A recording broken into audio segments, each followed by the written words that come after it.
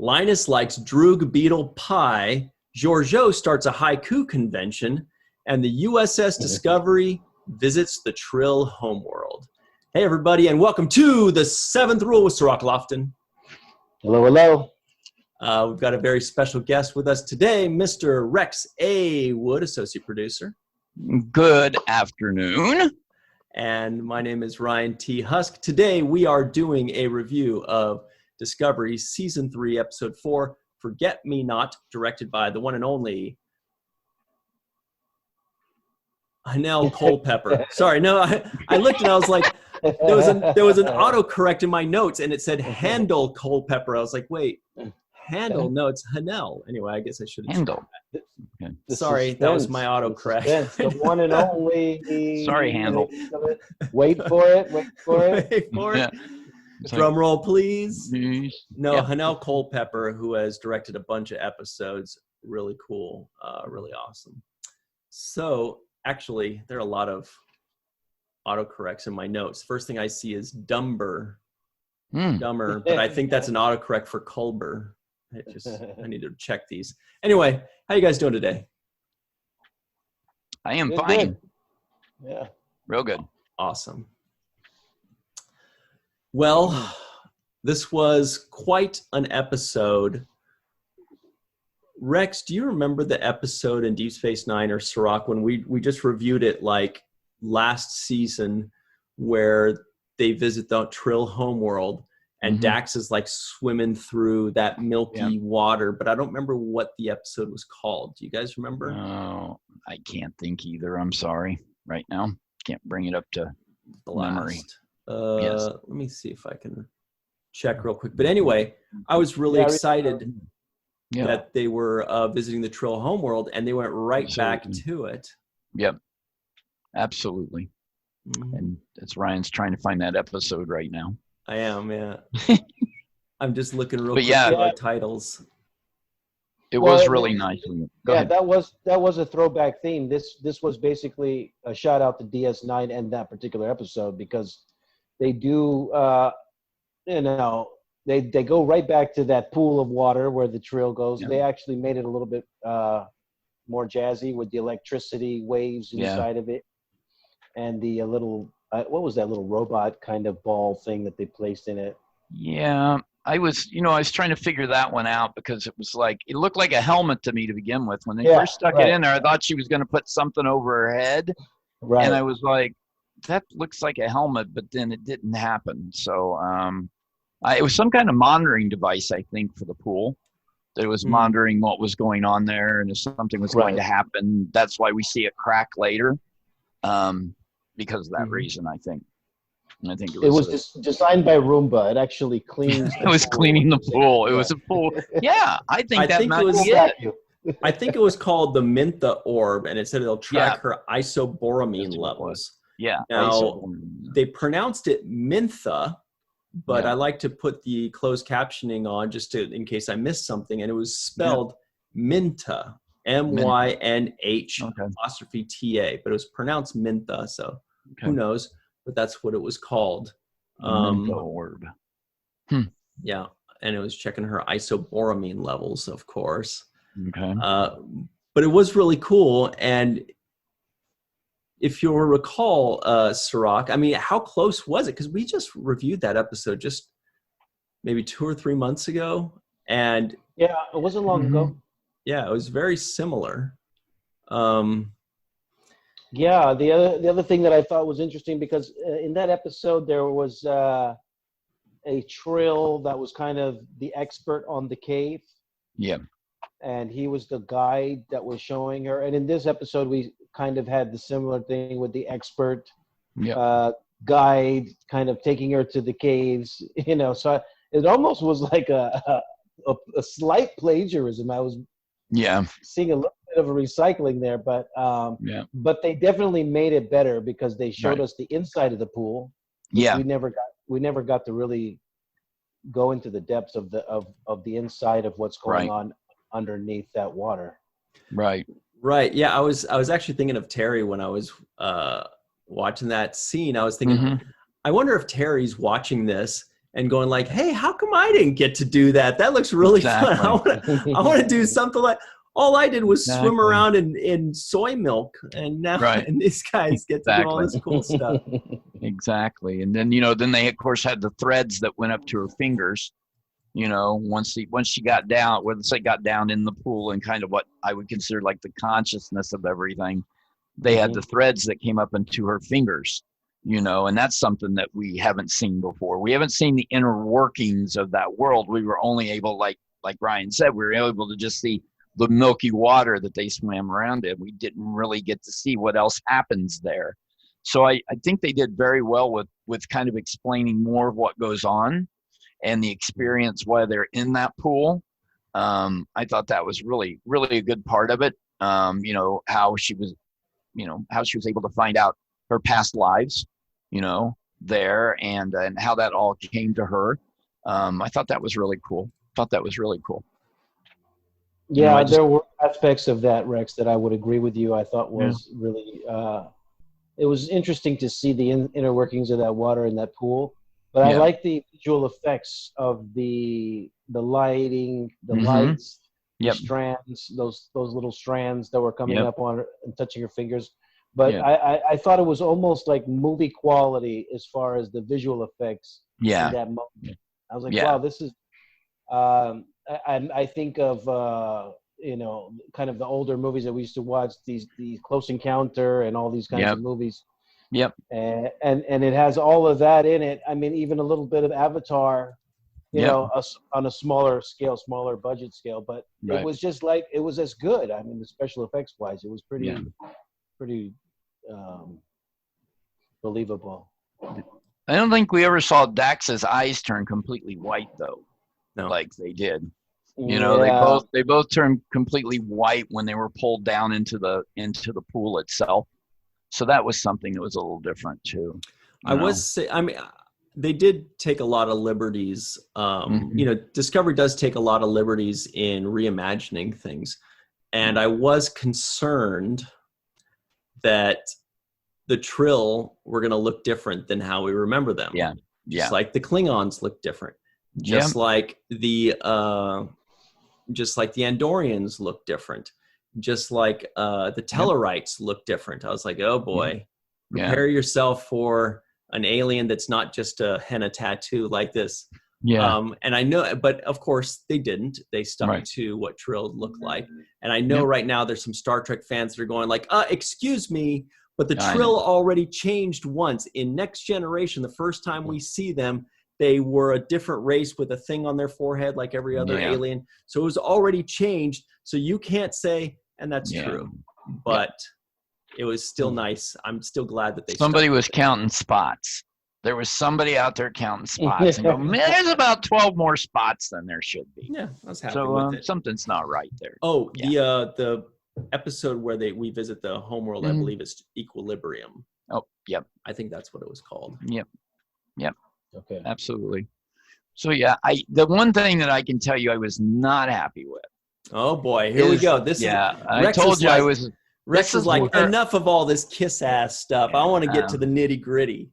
Well, I wasn't happy with their writer's term of a symbiote called a squid. I really had problems with that. I felt like that was kind of downgrading the symbiotes a little bit. And by calling them squids, I think it was just a tiny bit disrespectful. I think they should have stayed with symbiotes. We knew they were symbiotes. You know, it was just that term of squid just came off to me really wrong how many times they corrected it once, but then they went back to it several times. And I think that if they had gone to the Trill planet and she had called it a squid, I think they would just went ahead and just leave now. I don't even think they would have got a chance for anything else. I think they would just say, get on your shuttle and go. We don't have squids in our bodies, you know? So that's one thing that I would say that's probably one of the things that I thought the writers were just a tiny bit disrespectful to the symbiotes. You know what's funny about that is I had a problem with that term as well, but for a totally different reason. Okay. Like, I'm like, I disrespect them. I don't care. For me, because I call them slugs or whatever. Yeah, I know. So I'm like, same thing. But for me, the problem I had with it was I was like, it doesn't look anything like a squid. Like No. squids have what? They have eight tentacles, right? Yeah. And octopi have 7, I think. Yeah. But it doesn't look. I was like, why would anybody call it a squid? It might as well call it a pickaxe, or or a pillow. I don't know. Like, I was just more like, what? It doesn't look like a squid. Why are you calling it that? Yeah. But that's just me nitpicking. It just seems like they were searching for something at that point, and you're right. A squid does not look like the symbiote at all. Call it a slug, or a pupa, or a grub, or a worm. Yeah, and just to highlight your point, Rex, the character, her name Adira, right? She was the one referring to it as a squid, right? Yeah. She started it, and then it just kind of kept going that way. Yeah, and I guess the problem that I can have to agree with you on, and the problem I would have with that, is that she wouldn't be so cavalier or disrespectful about something that is inside of herself, especially something that's joined with her. I mean, in this way that they share memories and they share so many things, right? It seems a little bit too demeaning of the terminology. So I think you're right about that. Yeah. I think, she didn't have memories yet, but you could tell that she was having the effects, because she knew that, she was already starting to do things and do some of the things that the symbiote would have her do, and the memories of the past people would do. So I just don't think the past people's, anything that she would have would put her into saying something like that. You're absolutely right. Yeah. Now I had a whole other set of nitpicks, and my whole list is full of them. So, a set of them, and he's got a list. That's funny, because I had a few nitpicks. Like, I feel like this episode had a lot of things I loved, and a lot of things where I was like, what? So, Cirroc, why don't you hit us with a couple? Yeah. Well, make it a compliment sandwich. Say, this is what I liked, and this is what I didn't like, but this is also what I liked. Well, I did like the fact they were going to visit the Trill Homeworld, and I wanted to see it. So that is like, okay, great.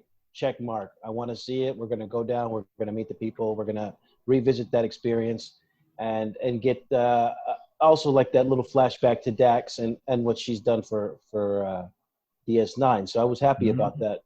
The thing that bothered me, and this was my major nitpick in that entire sequence of the scene, was the fact that Burnham was the one that was asked to go into the pool when all the other elders were there. Right, they were all there. And it's like, y'all know what to do. This is y'all thing. This is what you guys do. Why would you send the rookie who's never been in there, who doesn't have anything to do with with the symbiote? Why would you send her in there to go, hey, go tell her how to get out of the pool? Yeah, that's funny. I didn't even think of that, but you're right. Like they were like, whoa, no human could ever have a symbiont in her body. Yeah. But since she's in the water, well, let's get another. Everybody just hop in. The water's great. Yeah, but that's right. You can go hop into the water. I was half expecting something to happen. Like she would get in there, it would change a different color. Something would change to the fact that that a human was getting in where humans had never been before. Yeah. It didn't make any sense to me. That I would agree with you. Absolutely no sense. Sounds like you're channeling some Shatner, where no man has gone before. That's right. No human. It's like the lifeguard telling you to go save somebody. You're the lifeguard. Exactly. What are you talking about? Me? She should have said that. I think her next line should have been, me? You want me to go in there? You guys go. I'll stay here on the shore. Hold the towel. Or give a reason why they can't go in. This, two Trills can't be in the water at the same time. At the same time. Yeah. Something or they just ate. Or they just ate and they still have to wait a few hours before they can go swimming. I had an egg sandwich. Yeah, exactly. Go in. Give me 30 minutes. That's right. Absolutely. Absolutely. Speaking of that part was weird to me. Speaking of eating, I had a very high and low thought with the dinner scene, because I really liked the idea behind the dinner scene. I really liked, everybody around the table. I thought it was really cool, really good opportunity. I was glad that we got to see Linus there. Mm-hmm. And just all of it was cool. I did think that Detmer acted really strangely. And I know they were doing it on purpose, but like, yeah, she definitely needs some kind of psychological evaluation because she was tweaking out pretty hard. But what did surprise me was, okay, so she has her mental breakdown. Cool, fine. She storms off. Stamets storms off, and Culber goes with him. And like Tilly and somebody else go after Detmer to make sure she's okay. Cool, fine. I get that. I'm all for it, right? Yep. Fine, that all makes sense. But what I didn't understand was, why did everybody else then just get up and leave poor Saru? Like, nobody was like, nobody. I mean, if that happened and I was Linus or Bryce or Nilsson, for example, or maybe Nilsson went after Tilly, but if I was one of them and this thing happened, my first thought would be like, okay, well, let's band this back together. Sorry, Saru, that was a mess, but let's get this thing back on track. But instead, they're just like, oh, fuck this place. And they just got up and walked off. I was like, that is so rude. Like, they didn't have a reason to leave. They weren't storming off angrily. They didn't have some stressful situation. They're just like, dude, Saru, your party sucks. Bye. Exactly. Well, it did kind of remind me of a few of my Thanksgiving dinners that I had when I was a child. It did. Yeah, it did kind of remind me of when I was a child, how, you know, things would happen at the table and somebody would get mad and leave, and then other person would and then everybody just left. And everybody's gone. And you're just like, I'm sitting there, I'm eating, I don't care. You know? Yeah, it did kind of remind me of their version of a bad Thanksgiving dinner. Bad Kentucky Thanksgiving dinner. That's what this episode should have been called. Could have been. You had to change some accents, though. This episode was a little bit too slow for me. Oh, okay. And, it was just like moving a little bit along too slowly. And I'm hoping that we're going to learn something, and I'm hoping that Adira has some secret knowledge about the burn that we haven't been able to learn, and that's why she's around. Well, we did get to find out at least what her middle name is. It's In Headlights.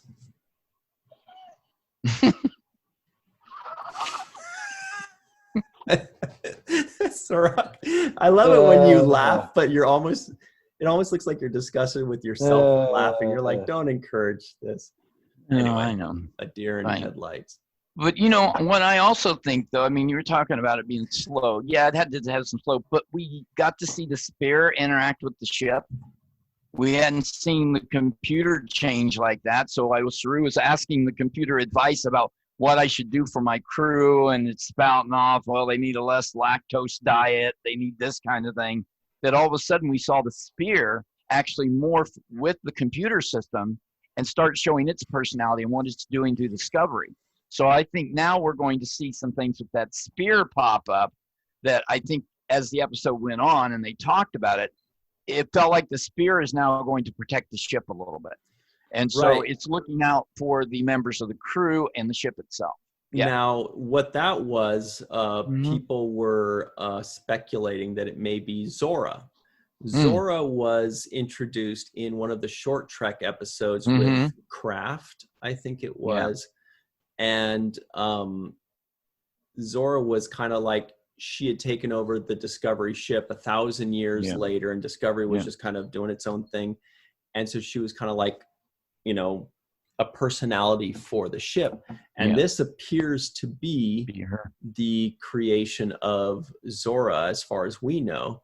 But what I didn't catch was where did that sphere come from? Like, where I didn't really, I may have missed it. Maybe I should have gone back to it, but I didn't see. Did we find out where that came from? So when the thing that I saw was just that it's the data information that was put on there to begin with, of course, that's why they were leaving, to get the data to the future. But you saw the computer do that. It kind of, the screen changed from blue to red all of a sudden. And it was just for a couple seconds. And then that's where we got the different voice. So that's where I saw the spear interaction come in. If that's what I'm just wondering how that was like how it was created. That's just kind of how it was introduced, but I'm wondering how it was created. But I guess I don't know. They didn't really explain, and it was kind of that they just kind of threw it in. You know what I mean? It was kind of like there it was, and not a whole lot of explanation with it. You know, it was kind of like a surprise, and then that was the only time they really talk about it till the end of the show again. You know, somebody comes in and takes over something takes over your computer. I would have thought it may have been a little bit more conversation about it. Of when is it going to pop up again? Did anybody else see it? Was it just Saru that saw it? You know, I mean, that's what I would be thinking more. I think I'd be like a little worried about, you know, is my ship going to start going somewhere else now all of a sudden? You know, because that's what we've seen with things that wind up in the computer. They tend to take the ship somewhere else. So, you know, I don't know. Nice captain shirt, by the way. Sorry. Thank you. Little Captain Pike today. Yeah. Yeah, nice. Just a little throwback, and then the hope for Strange New Worlds to be good at that point. I also felt like in this episode I felt like I was endeared more to the crew this time because I got to see what happens and how they progressed and how they took that problem of that dinner, and they all were able to come back and apologize. Now, we didn't get to see what caused them to come back and apologize, the conversations that were held, but they came back and apologized at that point. It also gave me just some inner sight more into the crew at the end of it when we see the movie. And you know, who knew that Buster Keaton would come up in a Star Trek episode? Okay. But just when they're doing the movie at the end, how everybody gets together and how humor and everything kind of brings them back into that family situation again. You know, and I really felt like I got more attached to the crew in this episode than I ever have in any of the other ones at this point. Right. Cirroc, you started to say something? Yeah, you know, I don't know. I didn't feel that. I didn't feel the attachment so much. I understood what they were trying to do when they were pushing. They started out the episode with, I think Colbert was talking about how everybody needs to adjust and some people won't talk about their problems. Yep. And I think that is a theme that I do believe is noteworthy because if you don't talk about your problems and you hide and you hold them in, then then these kinds of weird things will happen, like the Thanksgiving dinner scene, right? You're right. Right. So it's good to get these conversations out there, but I think the real thing that nobody really is really being able to really address for me is that they've lost all their families. They've all lost their families. They've lost their entire lives, basically. Whatever they knew is gone. And that's a hole I don't see how that's possibly that's not going to be replaced over one argument or, between two people that are just trying to be cool. That's going to be, it should be the thing that's going to bond them because they really don't have anything else at this point, right? They don't have phone calls from grandma and their nephews. So this is kind of a big deal for me. I don't see how they get over it that easily. No. But and then the pace for me, and once again I have to go by pace. Yeah. Even the scenes between Adira and Gray. Right. Yeah. Right. I thought those were really drawn out, and they were trying to tell this really great love story, but I just don't feel like it's the time to tell that love story because we're in a crisis right now with Discovery having just jumped into the future. There's no power source for them to everybody to go into warp. There's no Federation. And so this love story, that's great, but everybody on this crew just lost their family and just lost everything that they know and love. Oh, absolutely. So this little love story between Gray and Adira, I'm like, well, you guys are both new characters that I'm just now being introduced to, and it's hard for me to feel for you when I want to feel for the people that I've already started to have attachments towards. So that was my beef too. Yeah. Right. That's when are you ever going to find the right time to do a love story in the middle of a sci-fi thing? It's tough, but I know what you mean. What I really liked about Gray and the more expanded storyline there was when we got to see all of the Trill hosts. Yeah. That I was like, that was one of those things where I was hoping we would. Right there where what Rex is showing in his box. I remember thinking, hey, that'd be really cool if we got to see the other hosts. And then when the thing started to materialize, I was almost kind of pretty excited. I was like, oh shoot, I hope we get to see the host. And then that, for me, that was the best fan service, because that's what I wanted to see. I always wanted to just have them right there, so we see it, and then we understand the character more. We understand the symbiont more. And one of them actually had a Starfleet uniform from Star Trek Picard. I don't know if you caught that. Yeah, I did. Yeah, the dude was wearing a Star Trek Picard. Now, of course, I immediately started doing math in my head, which is like, let me see, if there are 5 or 6 of them in total, and Picard was 800 years before where Discovery's taking place right now, then that means each one of those hosts need to live like, what, 8 divided by 6, need 120 to 150 years. Yeah. Right? I was like, I don't know. But other people are surmising that maybe when the host dies, the Trill frolics around in the milk for 20 or 30 years and waits for the next one. Okay, so maybe there's space in between. So either way, I thought it was really cool, and I wanted to like pause it and just like look at each individual character and learn about them, and I thought that was really fun. Yeah, I would agree. And their names are Kasha, Jovar, Medela, Kara, Senna, Gray, and now Adira. Yep, absolutely. So yeah, I mean, it was a pretty cool moment. There would be more, no? Or is that's just... It was 5 plus Gray. Yeah. So Adira would be the 7th, number 7. Wow. And Dax was presumably number 7, but then I think we found out she was number 8, or Jadzia, I should say, was number 8 when we found out that there was the extra one. And then that would make Esri number 9. And so Adira's number 7. So my question now then becomes, so when you die, you enter into the Trill pool? No, the symbiont, the slug, the squid itself maybe goes into the pool. We don't know, or maybe some people know, but we don't. That's just what we were guessing when we were kind of doing the math, unless Trills live to be 200 years old. Get some cleansing time in the pool, just maybe some time to regain your strength. Maybe it's a waiting room for them. It's a symbiote waiting room. Kind of like Zoom. You're just kind of sitting there waiting on the host to let you in. Yeah. So theoretically, we could see Jadzia in that pool. Sure. Maybe. Or Dax, maybe we could see the Dax things going. But I don't know. I mean, do we know how long those things live? I don't know. Because remember, this is 800 years beyond Deep Space Nine. Yeah. The timeline, the where we are, the time frame that we're seeing is 800 years after Space Nine. So Dax would have to be on like life 20, right? Or which is maybe possible, but I thought that they mentioned before that the symbionts only go to like 7 to 10 hosts or something like that. But maybe I'm wrong. Maybe that's just something I thought I heard. Yeah, their room would be getting a little more crowded.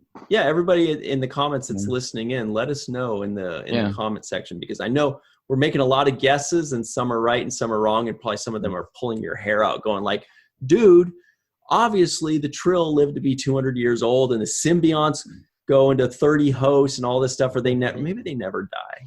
I don't know. I know. No. Cirroc's like, we'll find nerds. Guess we'll find out in the chat. I have no idea.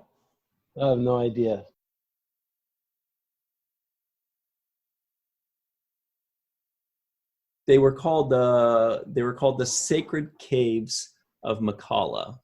By the way, I don't remember if that was mentioned in the episode Equilibrium, and this was just re-mentioned, or if this was the first time we found out what they're called.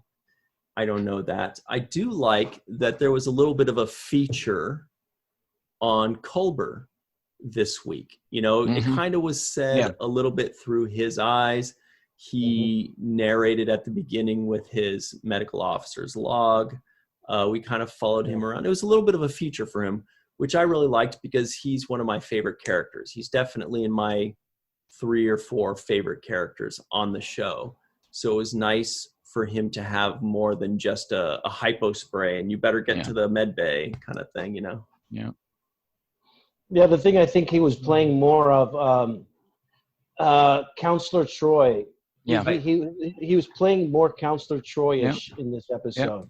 Because he was talking to people, getting to like, hey, what's your problem? You know, really kind of doing more psychological doctoring than, you know, actually practicing it in surgical. He should have made a food reference when describing them, like the counselor on lower decks. He should have been like, Detmer, you're being very cantaloupe-y right now. And we'd be like, I know what that means. But yeah, it did make us think, wait a minute, I guess there is no counselor on this ship. And poor Culber and Dr. Pollard they got to play double duty now. That's a good point. Absolutely. Absolutely. So yeah, the other thing we got to find out in this is that with Tilly is trying to come up with a new way to do the navigation with the spore drive. So they don't have to use Stamets every time. You know, they started talking about the black matter, the induction with black matter. You know, that he first of all, before they start getting the I'm all warm and fuzzy with each other thing, he's yelling at her and telling her it's basically useless. But later on, you know, they're sitting at the table and she kind of acts like she knows it isn't going to work, but then she goes, and it works. You know, it does work. And so Stamets actually then looks at her and says, you know, this is something that we need to look at. This is something we need to do, you know? So that was kind of something that was kind of thrown in the episode too, all of a sudden, is that maybe they're going to find a new way to operate the spore drive because with the lithium that's out there, they're going to run out at some point. And how are they going to navigate? So they're thinking this will be an option to using him as the navigator of the spore drive. So I thought that was kind of unique. It's very important because they're extremely vulnerable if their spore drive is reliant upon one person being alive or around him being healthy. What if he's on an away mission? What if he's missing or dead? Then, okay, well, that was fun. It's all over. So it's definitely something they needed to address on the show, and I'm glad they did. Yeah, absolutely.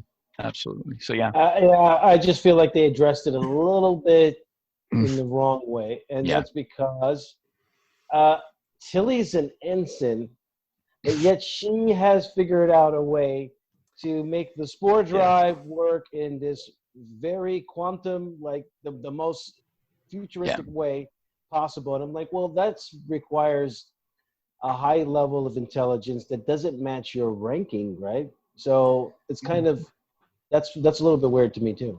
Right. Well, this show is nothing if not inclusive.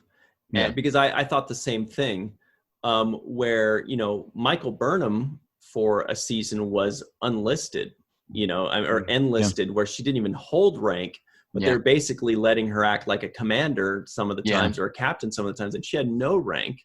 And we've got Tilly, who's an ensign, and she's kind of walking around like, you know, she's a lieutenant. Because there was a moment where I was like, why is Captain Saru looking for advice from Ensign Tilly? I've never.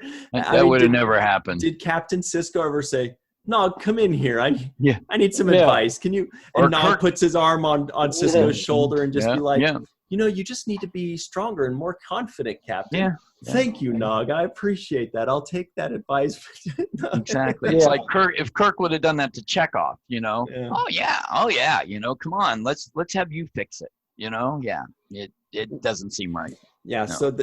But Discovery, like I said, they're more inclusive to where they're like, look, so it's an ensign or somebody with no rank. We listen to everybody. There's no class system. There's no elitism here. We're all friends. Yeah. Yeah, I just expected her to not. I mean, it was a really fully developed plan. It wasn't just like, hey, I have this idea. Maybe if we did it, it was more like, no, I've done the math. I've done this. I've been researching this in my laboratory while you guys were sitting here. Yeah, but while we're doing all this other stuff, she's been doing that. Okay. Right. Well, Stamets did have that moment that kind of echoes how we're feeling, which is when he said, "Look, this isn't about yay, science is cool," or something like that. I was like, "Ooh, Stamets getting a little snippy with her," you know. And it would have been funny if Saru, you know, she comes and says, "Saru, let me give you a piece of advice," and he was like, "Why don't you go back to watching your cartoons, Tilly? I'm a captain." Exactly. But it kind of goes back to what we discussed a week ago, which was it does feel like Saru is an island. He doesn't have much of a senior staff. No. Only senior staff he has is Michael Burnham, who isn't even 100% on board with being a commander right now anyway. Yeah. And beyond that, there isn't much of a senior staff. He has a medium staff. Yeah. I did notice, and this could be just, you know, this could be inaccurate, but this was something I noticed and took a note of, was Lieutenant Nilsson, the blonde lady, Sarah Middich, who originally played Ariam, Lieutenant Commander Ariam. She, at one point when we're following Dr. Culber walking through and checking on Bryce and Reese and the bridge crew, when he checked on Lieutenant Nilsson, it looked like she was sitting in the captain's chair, which means when Saru and Burnham are gone, and we're wondering who's that second officer, who's that next person, it's looking like it's Lieutenant Nilsson. In the first season, it was Lieutenant Commander Ariam. I did notice that when Lorca and Saru were gone, Lieutenant Commander Ariam was sitting in the captain's chair in those few moments. So, of course, it's played by the same actress, which is funny, but it's looking like Nilsson is that next in charge person, along with Lieutenant Non, or Lieutenant Commander Non. So at least we're getting an idea of who, I don't know, I just love that ranking stuff of like, well, if these guys are on an away mission, who's in charge of the ship? Yep. Absolutely.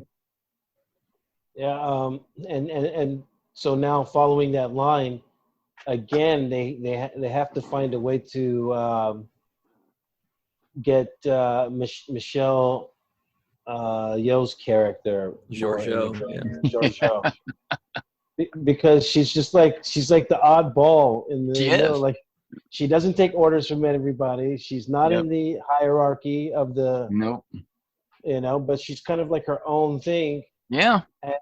And it's weird because there was the scene where everybody's like, say what you said to get here, and everybody's like, I said I. And I never said I. I'm here. I'm here. Something to that degree, and I was like, well, right. That's how I feel about you on this show. It's like you're not. Not here. You're like, it's funny you should say that, because that's how I feel about you too. Yeah. She gets up from the table when everybody leaves, and she goes, well, at least the wine was good. And she takes the bottle. Okay, she takes the bottle when she leaves. So we know what she's doing. She's going back to her quarters and getting drunk. Yeah. Okay. So here's what I would say. If I were Captain Saru, following along with what you're saying, Cirroc, if I were Captain Saru, what would I do with Giorgio? I mean, she shouldn't hold any rank. She's never been through Starfleet Academy or any of that. But she can be valuable with her fighting skill. She also shows that she has no allegiance or listens to anything that Saru says, and it wants nothing to do with the Federation or Starfleet or its ideals or the crew. But she has a passing interest in the welfare of Michael Burnham. I would just say, okay, you're Michael Burnham's bodyguard. Michael, every mission you go on, take her with you. You handle the mission. She handles the bad guys. Yeah. And we don't have to worry about if she's going to kill us on the ship or make me look stupid on my own bridge or whatever. Yeah. You guys, Michael, take her everywhere you go, and we know you'll be taken care of, and everybody's happy. Yeah. You know what was interesting? We did get to see Michael be a bit of a badass, though, in this, you know, when she went after the Trill, you know, and things like that. So sometimes I wonder if she just can't take care of herself. You know, because she really she can. She definitely picks people up in every episode. Oh yeah. She's taking care of herself. Yeah. They did a wonderful job with that. So yeah, I mean, I can see Giorgio. Giorgio just doesn't fit. I mean, she's not even from the same, same universe.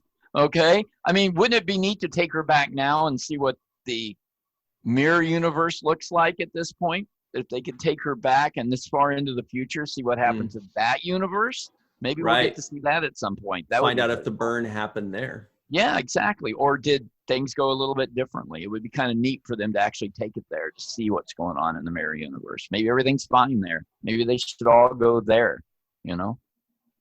Yeah, if I'm Saru, I would send her on a mission that I knew she couldn't come back from. There you go. Say, hey, why don't you go over there and talk to those people? That's right. Hey, go talk to them for a while. We'll be right back for you. You wait here. Yeah. Take a shuttle, and we'll just not put quite enough fuel in it. Okay, just not enough fuel that you can just go float somewhere. Yeah. And if I was looking at it from a writer's perspective, I would add something to the story where somebody in the crew is not supposed to be there. And it would be Giorgio's job to be like the investigative. Good one. Yeah. Use her spy skills, her cunningness to try to Sherlock Holmes who's not supposed to be there. Maybe a change link is there. Maybe somebody is not who we expect them to be. And then let her be like the resident detective at that point, maybe constable type stuff. Yeah. Yeah. Maybe she should be chief of security. And she should be chief of security. And the way you would put it, you'd be like, Giorgio, make yourself useful. There is a person, and go from there. And then it would be up to her to decide if she wants to do it or not. Put your wine down and become useful.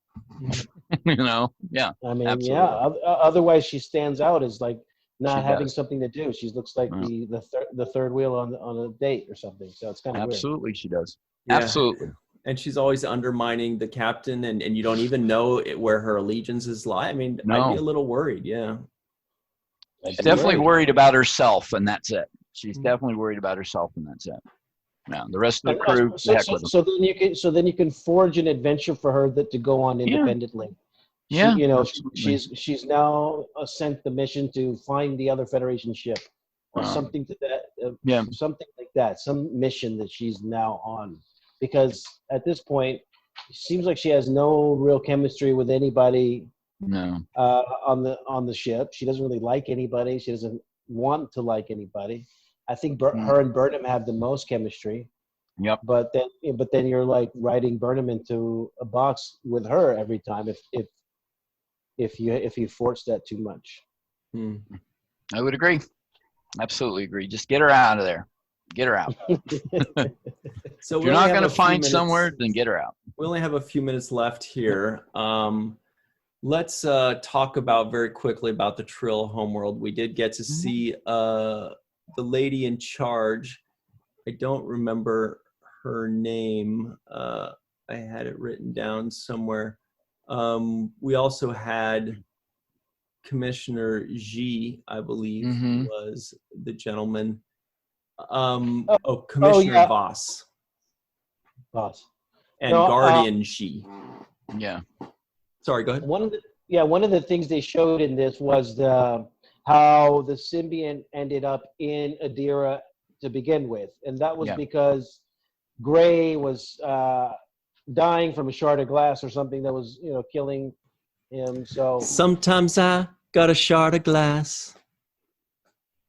No, you don't know? That's a Blondie, 1980, right? Deborah. Shard of glass. Yeah. Anyway, please, sorry. We'll edit that out. No. Yeah, please. We knew it was going to happen at some point. We expected. So yeah, I mean, so they had the robots do the surgery. Yeah, Wally. Yeah, Wally. the Wally robot. Wally. And my question was basically, number one, I thought that the Trill had to go through a procedure of inspection and criteria to be made into a Trill. Like, you can't just be, the host has to go through a whole qualifying set of procedures. And that was one of the things they dealt with in the Equilibrium episode was, what Jadzia Dax had to do just to get through the process. And that was a real grueling process. So one thing for me, I was like, well, how could they just transfer it over to her that easily without, seeing if the host is a match? Well, that's why they're so incompatible right now, is because it's a human instead of a Trill. And because Adira hasn't gone through any of these processes. So yeah, that's why it is an imperfect match. That's also why the elders on Trill were like, harumph to this. This is against everything we believe in. We don't even, you're hurting the Trill. You're damaging it. You're desecrating it probably in some ways. So yeah, I mean, that is a major concern for them. But they ended up finally saying, okay, well, I guess we'll allow it because it looks like the symbiont attached to the host, and they finally made that connection when she said all of the previous host names. That's when they knew she's got all the memories and the transition has worked and she is finally compatible. But yeah, Cirroc, you're right. That was the major problem they had with it. Their world's in trouble too. They state that we're in trouble with the whole situation, the whole Trill society, Trill as a whole. They're in trouble. So at some point they had to accept her. Even though when she first went down there, you're absolutely right. I think that, it was done in a rush, and that's why she had no memories. The symbiote was basically she was just the vessel for the symbiote to stay alive. And I think that's why she didn't have any memories, because the other part of it that was done prior in the process didn't get done. It was just that hurried up through the symbiote in her body, and they were done. And so the rest of it that really causes the full attachment didn't happen, and so basically just a vessel at that point, that's why she had no memories. So that's what I'm thinking, but they didn't. Go ahead. No, and so I wanted to add to that. The other thing that I had a slight issue with was when Adira first came on the show in the last episode, right? I think that was her first appearance. Right. She had a big kind of meeting of the minds chess game with Stamets. Wasn't that like he was like, what did you touch? You touched my thing. You altered the computers. You did something. And so at that point, she came across to me as the know-it-all genius character. Yeah. And then it seems like she's now reverted to not the know-it-all genius character all of a sudden. It's a little bit less of that. So I want to know why that transition is happening. Interesting. I think it's because you're right. That was the first impression we got, that she's some young genius that knows everything for whatever reason.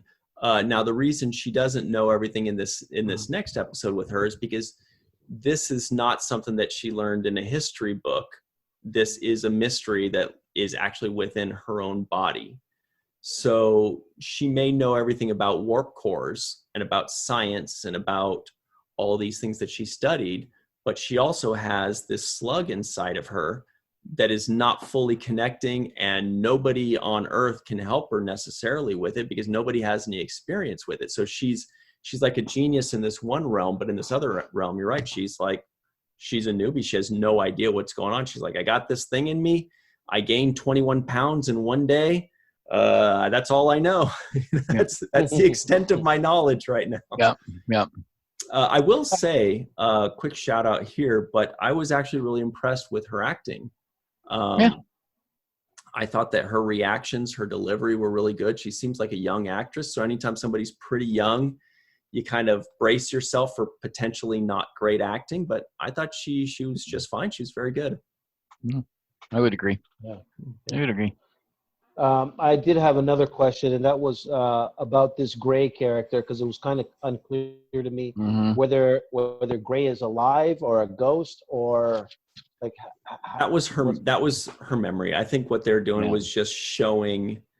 You've never watched Star Wars, Cirroc? No, I did. A little bit of Jedi Knight stuff going on there. But Grace says something like, "Oh, when are you going to tell her? When are you going to tell them about me?" And then she says, "I didn't think they would understand." And to me, that was like, yeah. I think that's just a prelude to more information coming out about Gray to the rest of them. Right now, she hasn't told Gray the story. Or she hasn't told anybody the story of Gray. You know, Michael knows because she saw it, but nobody else knows. And there's probably more to it that we don't know as the audience either. And so I think we're going to see a lot more of Gray just kind of popping in as like her conscience, her memories, somebody that she talks to. And because Gray basically lives inside of her now, Gray Tall. But we are just about out of time here. We do want to point out very quickly that it is Movember. Yes. Our good friend, Mr. Bill Erickson, has a Movember, usmovember.com at MoSpace. We'll include the link below. Please donate to that. It's very important. As you all know, Movember is one of the big, important moments of every year. So please check that out. We will include that in the description box of this video. It's to help with men's health, prostate cancer, testicular cancer, mental health, and suicide prevention. The latter of which is actually very important, as those rates are also going up very much during this pandemic. So please check that out. That's our good friend, Mr. Bill Erickson. Any final thoughts, guys, before we run? No, support Bill Erickson in the Movember movement. That's absolutely. Movember movement. Yeah. That sucked too. All right. Thank you all very much. Please check us out on Patreon. That's patreon.com/the7th-rule. Please subscribe, like this video, comment, share it with your friends. Think about us while you nap. And we'll see you next time. Until then, always remember the 7th rule.